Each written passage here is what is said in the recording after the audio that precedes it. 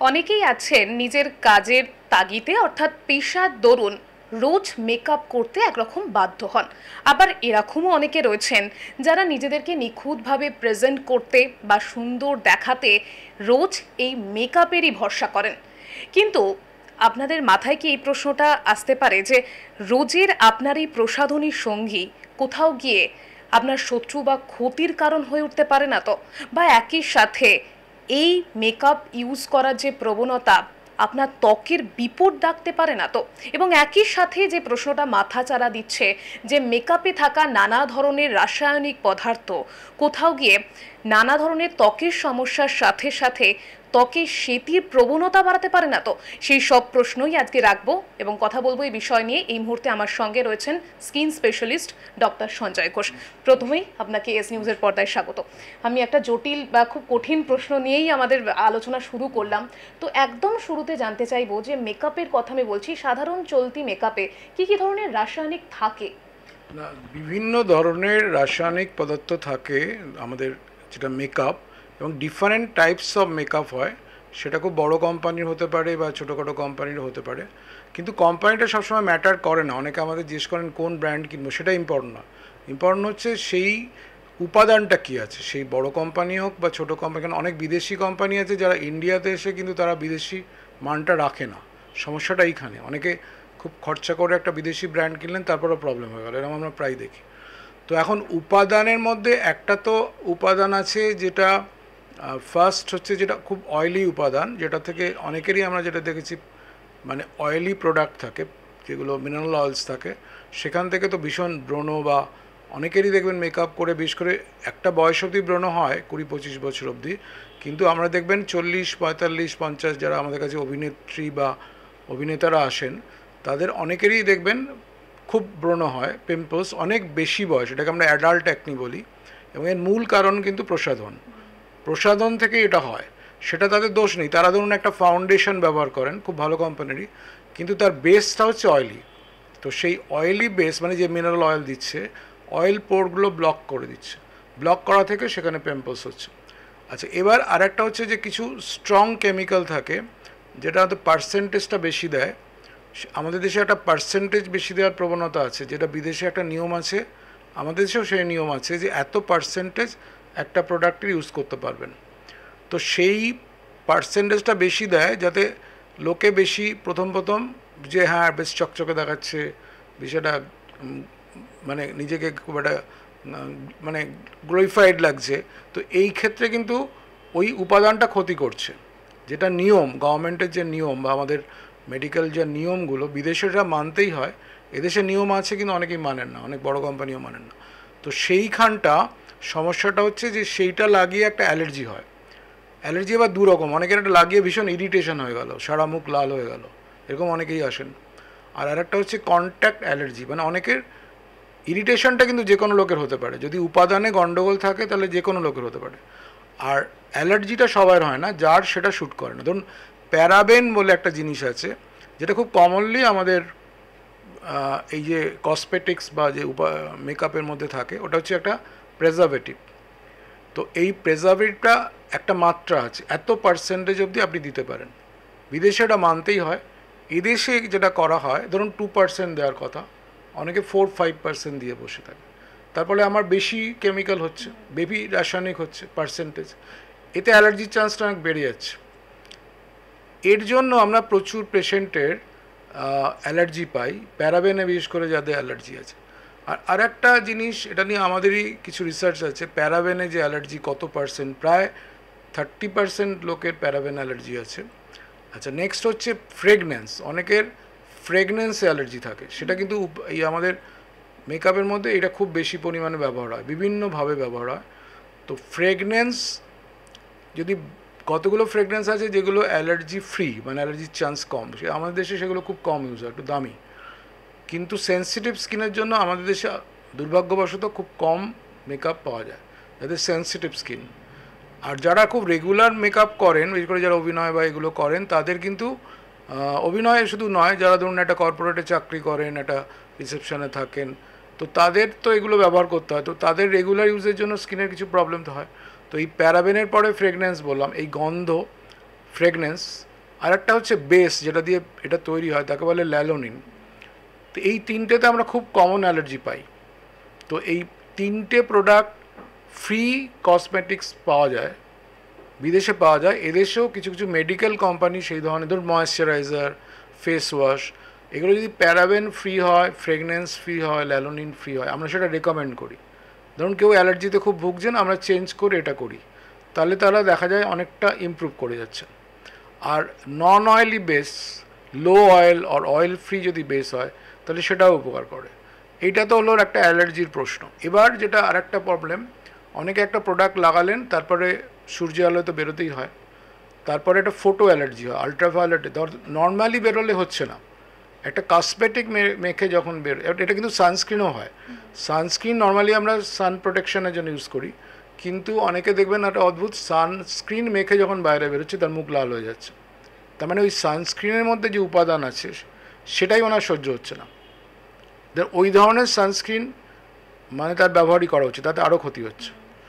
আচ্ছা, আর নাম্বার 2 হচ্ছে এই যে ফোটো অ্যালার্জি যেটা বললাম, আর যেটা আরেকটা বড় ব্যাপার যেটা হচ্ছে রঙের পরিবর্তন। মানে ধরুন অনেকের মুখ সাদা হয়ে যাচ্ছে, অনেকের মুখ কালো হয়ে যাচ্ছে। ধরুন একটা প্রোডাক্ট লাগালো, তারপর মুখে কালো কালো ছোপ, এটাকে আমরা বলি পিগমেন্টেড কন্ট্যাক্ট ডার্মাটাইটিস। মানে তার মুখ নর্মাল ছিল, এবার একটা প্রোডাক্ট লাগিয়ে হয়তো তার অ্যালার্জি হলো না, অ্যালার্জি তো একটা আলাদা জিনিস, কিন্তু তার মুখটা কালো কালো হয়ে গেল। আমাদের যে কসমেটিক্সগুলো বা যেগুলো মেকআপে ব্যবহার, তার মধ্যে কিন্তু উপাদানগুলো সবসময় পুরোটা লেখা থাকে না। তো তার থেকে অনেক সময় বিদেশে কিন্তু ওটা লিখতেই হবে। আর এর চেয়েও যেটা বড়, সাদা, মানে যেটার এখন নাম দেওয়া হয়েছে কেমিক্যাল শ্বেতি। মানে শ্বেতি বলতেই লোকের একটা আতঙ্ক, কিন্তু কেমিক্যাল শ্বেতি, আমাদের দেশের শ্বেতির একটা বড় অংশ হচ্ছে কেমিক্যাল শ্বেতি। ধরুন কেউ একটা মাথায় সিঁদুর লাগালো, সেখানে শ্বেতি হতে পারে, বা কেউ একটা লিপস্টিক লাগালো, সেই জায়গাটা শ্বেতি হতে পারে। কেউ আইব্রো এই যে এখানে লাগালো, বা মানে যেটাকে লাইনার লাগালো, সেইখানটা অনেকের চোখের পাতা সাদা হয়। এবং অদ্ভুত আমরা দেখেছি, ধরুন একটা মায়ের কসমেটিক একটা বাচ্চা ইউজ করছে, তার মুখেও সেটা হচ্ছে। বা কেউ ধরুন মুখে একটা মেকআপ করছে, এই শ্বেতিটা সাদাই হয়, শ্বেতির মতোই হয়, অনেকে শ্বেতি বলে ডায়াগনোসিসও করে দেন। কিন্তু আমরা যদি ঠিকমতো পেশেন্টকে বুঝতে পারি যে পেশেন্ট কী কী লাগিয়েছেন, তার থেকেই কারণটা পাওয়া যায়। এবং এই শ্বেতি যদি তিনি সেই উপাদানটা বন্ধ করেন, মানে এটা নিয়ে আতঙ্ক করার কিছু নেই, যদি সেই প্রোডাক্টটা উনি বন্ধ করেন, মানে ডাক্তারদের কথা শুনে চলেন, আর যদি ঠিকমতো ওষুধপত্র করেন, তাহলে কিন্তু এটা বেশিরভাগ ক্ষেত্রেই সেরে যায়। কিন্তু যদি আপনি সেটা না করেন আর অনেক দেরি করে ফেলেন ট্রিটমেন্টে, তাহলে কিন্তু সারা মুশকিল হয়ে যায়। সেই জন্য প্রথম যদি কারোর, অনেকেই আমাদের কাছে এইরকম প্রবলেম নিয়ে আসেন, যেটা প্রোডাক্ট লাগিয়েছেন তারপরে মুখটাই সাদা হয়ে গেল, কালকেই একজন এসেছিলেন। তো আমরা সেই প্রথম প্রোডাক্টটা বন্ধ করি, যে প্রোডাক্টটা আমরা আরও বেটার প্রোডাক্ট দেওয়ার চেষ্টা করি। ধরুন আমি অনেককে ফাউন্ডেশনটা অনেকের সহ্য হয় না, আমি সেক্ষেত্রে ফাউন্ডেশনের জায়গায় একটা ওয়াটারি ক্যালামাইন পাওয়া যায়, সেটা আমি আমার অনেক পেশেন্ট যারা অভিনয় করেন তাদের বলেছি, তারা ইউজ করে একটা ফাউন্ডেশনের মতো এফেক্ট পান, কিন্তু ওই ক্ষতিটা হয় না। বা ধরুন প্যারাবেন ফ্রি যেটা বললাম, বা ল্যালোনিন ফ্রি, এই ধরনের প্রোডাক্ট ইউজ করতে পারি। আর সানস্ক্রিনও এখন অনেক অ্যাডভান্সমেন্ট হচ্ছে যেগুলো স্কিনের ক্ষতি কম করে, যেমন ফিজিক্যাল সানস্ক্রিন যেটা বলে, যার মধ্যে কেমিক্যাল কম। মানে দুরকম সানস্ক্রিন আছে, একটা ফিজিক্যাল সানস্ক্রিন, একটা কেমিক্যাল সানস্ক্রিন, আর কতগুলো আবার মেশানো। সজাগ বা সচেতন হওয়ার জন্য আমাদের করণীয় ঠিক কি? করণীয় হচ্ছে আমরা যেটা বলি, আপনার প্রসাধন, আপনার কসমেটিক, আপনি যেটা দীর্ঘদিন নিজস্ব একটা ব্র্যান্ড তৈরি করুন। আজকে ও এটা করছে, কালকে টিভিতে এটা দেখালো, এইভাবে যদি আপনি করেন আপনার ক্ষতি হওয়ার চান্স। কারণ স্কিন একটা, ধরুন আমি আমার পরিচিত মানুষকে চিনি, আমি খুব অচেনা লোকের সঙ্গে তো খুব ঘনিষ্ঠ হতে পারবো না, সেরকম আপনার স্কিনও কিছু জিনিসকে চিনে নিয়েছে। তো আপনি হয়তো দীর্ঘ 2 বছর 4 বছর অনেক একটা কসমেটিক ইউজ করেন। যেটা প্রবণতা আমরা ইদানিং দেখি সেটা হচ্ছে অনেক একটা নতুন ব্র্যান্ড কিনলেন, কেউ বলেছে ভালো, বা কোনো একটা জায়গায় দেখেছেন, এটা ফেসবুকে দেখেছেন এটা ভালো, এবার সেইটা আপনি এক্সপেরিমেন্ট করেন। স্কিনটা এক্সপেরিমেন্টের জায়গা নয়। তো প্রথম সচেতনতা হচ্ছে নিজস্ব ব্র্যান্ড নিজস্ব রাখুন, যে আমি এটাই অভ্যস্ত, আমি এটা কমফোর্টেবল, আমি এটা ইউজ করব। কিন্তু আপনি যদি আবার এক্সপেরিমেন্ট করতে, ও এটা দেখুন ওর স্কিনে শ্যুট করতে পারে, আপনার স্কিনটা আলাদা হতে পারে। আর দ্বিতীয়ত নতুন নতুন জিনিস, যদিও একটা প্রবলেম আছে, যেমন একটা ব্র্যান্ড ধরুন আপনি 10 বছর ইউজ করছেন, কিন্তু সেই ব্র্যান্ড কিন্তু নিজেকে চেঞ্জ করে। তারাও মার্কেট কম্পিটিশনের জন্য অনেক কিছু এমন কাজ করে, খুব ভালো কোম্পানিও, যে এটা দিয়ে দিল, সেটা আবার ক্ষতি করছে। যদি বোঝেন সেটাকেও চেঞ্জ করতে হবে। তো এটা ফার্স্ট। দ্বিতীয়ত, যদি কখনো কোনো প্রবলেম হয়, ধরুন কালো হোক বা সাদা হোক, আপনি প্রথম কারণটা বের করেন, কারণ কোনোটা ভূতে করছে না, এটা একটা কারণ আছে। তা আমরা ট্রিটমেন্টের আগে পেশেন্টকে সেটা কাউন্সেলিং করি যে আপনি এই কারণটা ভাবুন, যে এই কারণটা আপনার আগে ভাবতে হবে যে আমার ঘরে চুরিটা কে করলো, তারপর তো চুরি বন্ধ হবে, নাহলে তো আবার চুরি হবে। তো সেইটা আপনাকে আইডেন্টিফাই করতে হবে। আমরা সেটা হেল্প করি ডাক্তার হিসেবে, বোঝাতে চেষ্টা করি এই জিনিস আপনার প্রবলেম করেছে, এই প্রোডাক্ট আপনি রিসেন্ট ইউজ করেছেন সেটা বন্ধ করুন। আর অনেকে একটা পুরনো অনেক 3 বছরের প্রোডাক্ট ইউজ করেননি, হঠাৎ ইউজ করে ফেললেন, এইটা আমরা খুব পাই।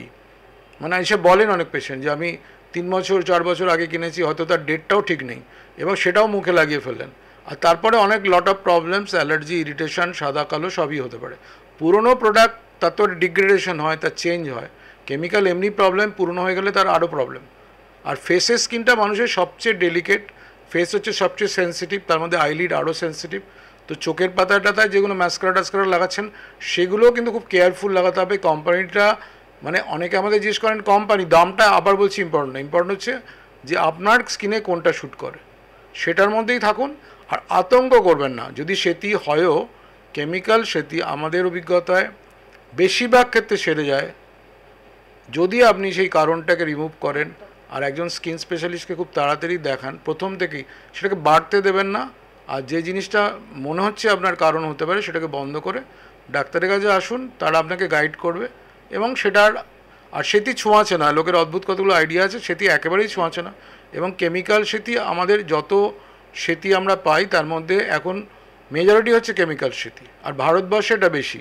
তার মাঝে ভারতবর্ষে খুব কসমেটিক বা যে সমস্ত প্রোডাক্টের মধ্যে কোনো স্ট্যান্ডার্ড মেনটেন করা হয় না, যেটা বিদেশে মানতেই হয়। সেই জন্য আমাদের দেশে এটা আরও বেশি। আমেরিকা বা অন্য বিদেশে হয়, তাদের আবার আজকাল এশিয়া থেকে প্রোডাক্ট যায়, সেই প্রোডাক্টগুলো লাগিয়ে হয়। তারা যখন ওই প্রোডাক্ট ইউজ করে তখন হয়, কিন্তু ওখানকার প্রোডাক্ট লাগালে হয় না, এরকম আমাদের অনেক পেশেন্ট আছেন। তো সেই জন্য আপনি সবসময় যে বিদেশি প্রোডাক্ট মাখতে হবে তা না, আপনি স্ট্যান্ডার্ড প্রোডাক্ট, আপনি যেটা নিজে এতদিন লাগিয়েছেন সেটা করুন, তাহলেই ভালো থাকবেন। অসংখ্য ধন্যবাদ আপনাকে।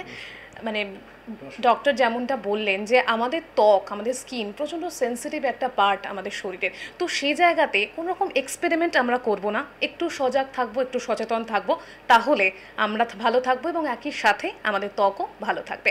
ক্যামেরায় শ্রেয়াঙ্কুরের সাথে রিয়া রিপোর্ট, এস নিউজ।